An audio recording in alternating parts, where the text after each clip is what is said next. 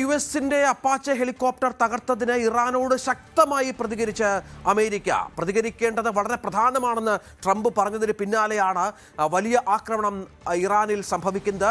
അവർ ഒരു ഹെലികോപ്റ്റർ വെടിവെച്ചിട്ടു, ഞങ്ങൾ പ്രതികരിക്കുന്നു. ട്രംപ് ABC ന്യൂസിനോട് പറഞ്ഞതിന് തൊട്ടു പിന്നാലെയാണ് വലിയ ആക്രമണം ഇറാനിൽ അമേരിക്ക അഴിച്ചുവിടുന്നത്.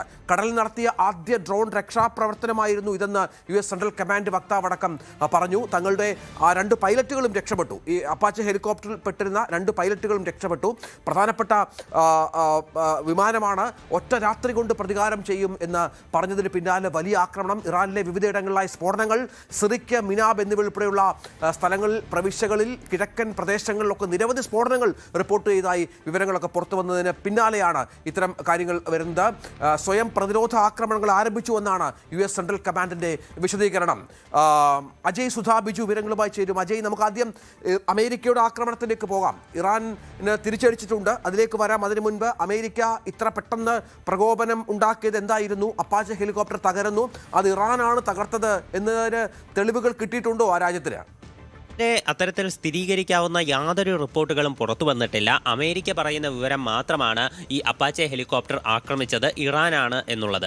എന്തായാലും ഇപ്പോൾ ഇറാന്റെ ഭാഗത്ത് നിന്ന് ആദ്യം ഇന്ന് രാവിലെ ഉണ്ടായിട്ടുള്ള ആക്രമണത്തിന് ശക്തമായിട്ടുള്ള തിരിച്ചടികൾ ഇറാന്റെ ഭാഗത്ത് നിന്ന് ആരംഭിച്ചിട്ടുണ്ട്. പശ്ചിമേഷ്യയിൽ മൊത്തം 21 സ്ഥലങ്ങളിലാണ് ഇറാൻ ആകെ ആക്രമണം നടത്തിയതായിട്ടുള്ള വിവരങ്ങൾ വരുന്നത്.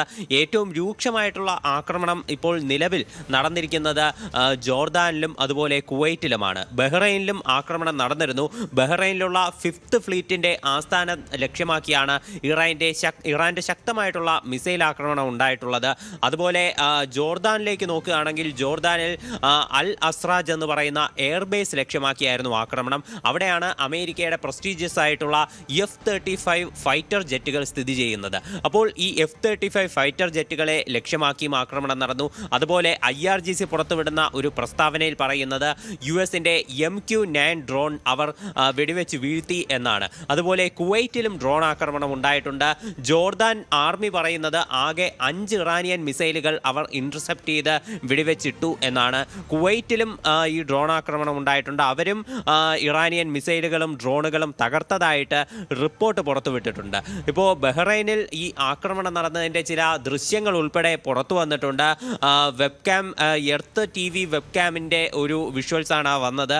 ഒരു 3.5 മൈൽ ദൂരത്ത് നിന്നുള്ള ദൃശ്യങ്ങളടക്കം ഇപ്പോൾ പുറത്തു വന്നിരുന്നു. അതിൽ നിന്ന് തന്നെ നമുക്ക് സ്ഥിരീകരിക്കാവുന്നതാണ് US-ന്റെ 5th ഫ്ലീറ്റ് ആസ്ഥാനം ആക്രമിക്കപ്പെട്ടിട്ടുണ്ട് എന്നുള്ളതാണ്. ഇന്നലെയൊക്കെ നമുക്കറിയാം അജയ്, ഇസ്രായേലിനോട് അമേരിക്ക ആവശ്യപ്പെടുന്നത് തങ്ങളെ ഇറാനെ ആക്രമിക്കരുത് എന്നാണ്. പക്ഷേ ഈ ഹോർമുസിലെ ആക്രമണം അമേരിക്കയെ മാറ്റി ചിന്തിപ്പിച്ചിരിക്കുന്നു. അതിൻ്റെ മറുപടിയായി ബഹ്റൈനിലും കുവൈറ്റിലും ജോർദാനിലും ഇറാന്റെ ആക്രമണം ഉണ്ടാകുന്നു. 21 കേന്ദ്രങ്ങളാണ് ഇതുമായി ബന്ധപ്പെട്ട് ആക്രമിക്കപ്പെട്ടത്. 5ാം കപ്പൽപ്പട താവളങ്ങളും ആക്രമിക്കുന്നു. ബഹ്റൈനിലെ US 5th ഫ്ലീറ്റ് ആസ്ഥാനം, ജോർദാനിലെ അൽ അസ്റാഖ് എയർബേസ്, കുവൈറ്റിലേക്ക് മിസൈൽ വർഷം ഉണ്ടാകുന്നു. അങ്ങനെ 21 കേന്ദ്രങ്ങളിലേക്ക് കാര്യങ്ങൾ എത്തുകയാണ്. അങ്ങനെ ഈ മറുപടി എന്ന് പറയുമ്പോൾ ഇതിനോടുള്ള തിരിച്ചുള്ള പ്രത്യാക്രമണം അമേരിക്കയുടെ ഭാഗത്തുണ്ടാകുമെന്നുള്ളത് സുനിശ്ചിതമാണ്. ഒപ്പം നേരത്തെ UAE അടക്കമുള്ള രാജ്യങ്ങൾ ഇറാന്റെ ഇത്തരം പ്രവർത്തികളിൽ വലിയ ഖേദം പ്രകടിപ്പിച്ചിരുന്നു, വലിയ എതിർപ്പ് അറിയിച്ചിരുന്നു. അതിനൊക്കെ എന്തായാലും അത്തരം കാര്യങ്ങൾ കൂടി സംഭവിക്കണം. തങ്ങളുടെ കേന്ദ്രങ്ങളെ, തങ്ങളുടെ രാജ്യങ്ങളെ ഏകപക്ഷീയമായി ആക്രമിക്കുമ്പോൾ ഗൾഫ് രാജ്യങ്ങൾക്കും സ്വാഭാവികമായ ഒരു പ്രതിരോധം സൃഷ്ടിക്കേണ്ടി വരും.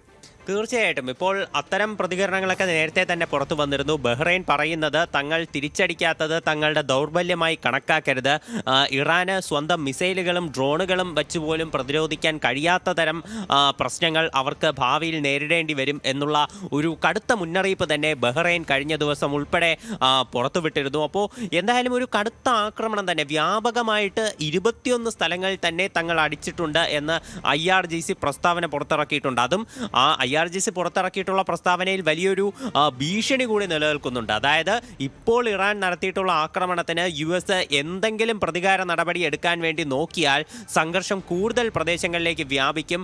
ക്രഷിംഗ് ആയിട്ട് US-നെ നശിപ്പിക്കുന്നതായിരിക്കും തങ്ങളുടെ പ്രതികരണം എന്നാണ് ഇറാൻ പറഞ്ഞിട്ടുള്ളത്. ഈ സംഘർഷം വ്യാപിക്കുന്നതിൻ്റെ പൂർണ്ണ ഉത്തരവാദി വാഷിംഗ്ടൺ ആയിരിക്കുമെന്നും IRGC പുറത്തുവിട്ടിട്ടുള്ള ആ പ്രസ്താവനയിൽ പറയുന്നുണ്ട്. എന്തായാലും വളരെ രൂക്ഷമായിട്ടുള്ള ഭാഷയിൽ തന്നെ ഇറാൻ പ്രതികരിച്ചിട്ടുണ്ട്.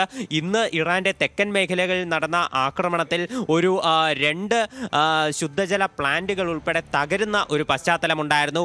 ഇതാണ് ഇറാനെ ഏറ്റവും അധികം ചൊടിപ്പിച്ചിട്ടുള്ളത്. ഖേഷം ദ്വീപിലും അതുപോലെ തന്നെ ബന്ദർ അബ്ബാസ് മേഖലയിലും നടന്നിട്ടുള്ള ആക്രമണങ്ങൾക്ക് പുറമെ ഈ 2 ശുദ്ധജല പ്ലാന്റുകൾ ഉൾപ്പെടെ തകർത്തത് ഇറാനെ നല്ല രീതിയിൽ രോഷം കൊള്ളിച്ചിട്ടുണ്ട്. അപ്പോൾ അതുതന്നെയാണ് ഈ 21 സ്ഥലങ്ങളിലേക്കുള്ള വ്യാപകമായിട്ടുള്ള ഈ അറ്റാക്കിന്റെ പ്രൈം റീസൺ എന്ന് പറയുന്നത്. തീർച്ചയായും അതാണ് സാഹചര്യം. ഏതായാലും അപ്പാച്ചെ ഹെലികോപ്റ്റർ തകർന്നു.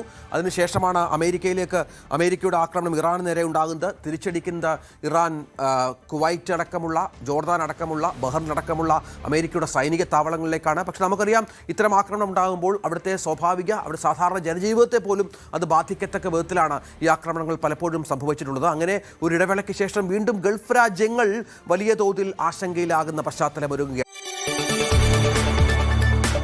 കൂടുതൽ വാർത്തകൾക്ക് News 18 Keralam YouTube channel subscribe ചെയ്യുക.